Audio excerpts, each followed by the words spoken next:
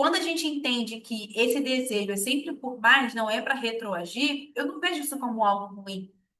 Desde que a gente consiga lidar com essa insatisfação de uma maneira sábia. Ou seja, sem agir pela impulsividade, sem agir de uma maneira que vai te causar algum tipo de prejuízo. Mas eu não considero essa insatisfação ruim. De fato, você está buscando o seu lugar. Se você vai encontrar, se você não vai encontrar, a gente vai precisar pagar o preço para ver. O que é real é a insatisfação. E se você sempre vai estar buscando o próximo nível, é porque você está crescendo. Eu enxergo isso como crescimento, eu não enxergo isso como uma constante insatisfação, sabe? Eu enxergo aqui não, ainda não é o meu lugar, quero buscar o outro, mas estou aqui, como você falou, está sendo um local muito bom, tive diversas melhorias, foi um ano muito significativo para o meu financeiro, e tá tudo bem. A questão é a gente tirando o melhor proveito. Se você ainda não foi expulsa desse lugar, digamos assim, porque quando chega ali o nosso limite, Deus começa a agir de uma maneira para que você saia dali. Então, coisas vão acontecer, acontecimentos vão acontecer para que você entenda que ali o seu tempo acabou. Não precisa, ao meu olhar, acelerar esse tempo. Então, se você ainda está aprendendo coisas ali, se você ainda está se tornando uma pessoa melhor, se Deus ainda usa você para tratar pessoas, então talvez o seu lugar ainda seja ali. Até que você vá se aprimorando e vá conseguindo ter conhecimento e ferramentas para ir para o próximo nível. Entende? Não quer dizer que, porque eu estou em busca desse meu lugar, né? Se eu não estou confortável, é porque ainda não é o local que Deus desenhou para mim. Qual foi a frase que você usou? Deus não nos deixa confortável onde ainda não é o nosso lugar. Eu não diria nem só confortável, né? Eu diria que é uma sensação de que ali é o meu lugar, sabe? Quando a gente chega nesse lugar, a gente sabe que é o nosso lugar. Cara, é isso daqui que é o meu lugar. Então, se você ainda não sente, tá tudo bem que você continue buscando. Tem muito pouco tempo da sua transição, né? A gente precisa lembrar de onde você estava. Você não estava só inserido no meio de consultório, você estava na marinha. Você tinha o seu emprego, né? Que ali o desconforto era absurdo e a gente hoje está num desconforto um pouco menor, mas o desconforto ainda existe. Entende? O quanto que tem esse olhar não da autocobrança, não da crítica, não da acusação no sentido de você é uma eterna insatisfeita. Não, não enxergo por essa ótica. Não enxergo. Enxergo como estou buscando melhorar, estou buscando crescer. Nota que você não está com o pensamento de, então, para onde eu vou? Deus já te deu uma estratégia. Você não está perdida.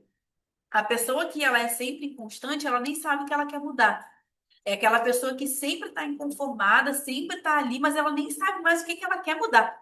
Ela nem sabe o que que ela quer melhorar. Ela só sabe que ela quer sair dali. Mas Deus já te deu uma direção. Deus já te deu uma luzinha que talvez seja o seu consultório. Então você pode ir amadurecendo essa ideia, buscando direcionamento, tentando entender se realmente é isso, buscando entender o momento ideal, buscando entender quais são os passos que você vai precisar dar para isso se tornar realidade, né? Se for um consultório só seu, se você vai sublocar, se você vai alugar. Enfim, o desprendimento financeiro, né, de grana e de investimento que requer isso. Entende quantos passos que você precisa dar? Então, esse desejozinho, ele não é à toa. Eu acho que nada que Deus coloque e apresenta no nosso coração é em vão. Sabe por quê? Porque para você é o desejo de ter o seu consultório. Para mim já não é. Para o meu marido não é, para o seu marido não é. Então, cada um tem um desejo no seu coração que é muito específico. E esse desejo não está aí à toa. E é um desejo de crescimento. Se a gente olha para a sua trajetória, você só está crescendo. Você só está crescendo. E isso é muito bom, né? Eu não vejo que você está usando a insatisfação para reclamar, para se paralisar, para ficar, não, então eu vou sair porque eu quero. Não, você está sendo coerente. Você está buscando ter estratégias. A insatisfação está aí porque você vê pontos que você não concorda? Sim, mas nota que é um ponto que ainda está te tornando uma pessoa melhor. Porque lidar com o outro é desafiador e é desconfortável e é ruim, mas está te tornando uma pessoa melhor. Está aguçando a sua humildade, né, de olhar e perceber o quanto que o outro fala. Está aguçando o seu olhar de talvez conseguir lidar com pessoas diferentes, porque caso você venha, de fato, e vai ter o seu consultório, você vai precisar lidar com isso. Se o consultório crescer ainda mais, talvez você queira montar uma equipe multidisciplinar, e com isso você também vai precisar aprender a lidar com pessoas. Então, querendo ou não, até o que está desconfortável hoje está te ensinando e te tornando uma pessoa melhor. Está te tá te lapidando, tá te aprimorando. Então você não tá deixando de crescer onde você está. Uma vez eu vi o Thiago Brunet falando isso. É hora da gente sair quando a gente é expulso dali e quando a gente para de crescer. Quando a gente entende que estagnou. Ou seja, que o outro não me ensina mais nada, que o ambiente não me ensina mais nada, aí é hora de sair. Mas ao meu olhar, o ambiente e esses desafios interpessoais estão te lapidando. Estão te tornando uma pessoa melhor, estão te trazendo um olhar para aquilo que você é, para aquilo que você precisa lapidar um pouquinho, sabe? Então eu creio que tá tudo sob controle. Não necessariamente precisa ter o olhar da acusação, sabe? Eu sempre digo que essas vozes que nos acusam, elas são perigosas, porque elas fazem com que a gente se sinta mal com o que a gente está sentindo ou pensando. Ao passo que às vezes é Deus realmente nos incomodando para ir para esse outro local. Nota que já foi um incômodo que veio com direção. Não é um incômodo que você só tá ruminando, meu Deus do céu, então pra onde eu vou? Veio o incômodo, mas veio direção junto. Ou seja, pode ser a voz de Deus falando com você e te colocando justamente esse incômodo para que você perceba que ainda não é o seu lugar.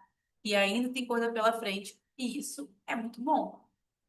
Não, não é ingratidão. É só mesmo a necessidade da mudança. Olha a carta que você escreveu, mulher. Ingratidão como? Você foi só gratidão na carta. Você só reconheceu o quanto que foi bom. Se não, você teria até colocado na carta. Lembra do que eu falei? Às vezes, quando a gente vive um acontecimento isolado, a gente cai nesse auto-julgamento, né? Mas quando a gente percebe o todo, olha o que você escreveu de maneira isolada. Você nem citou.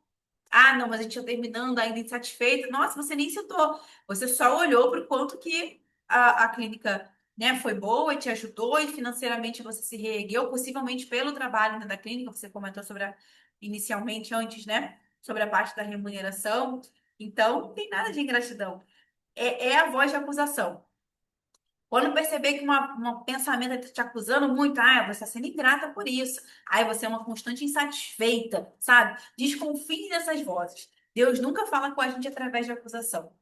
Quando a mente está acusando muito, está trazendo esse sofrimento, eu logo desconfio dessas vozes da nossa cabeça. Porque me parece que muito pelo contrário. Você já está com uma direção no seu coração, talvez vá precisar olhar com mais carinho, mais atenção para ela, né? Com mais coragem, com mais, né, planejamento e organização. Mas creio que tá tudo sob controle. E esses dias li algo que me fez refletir.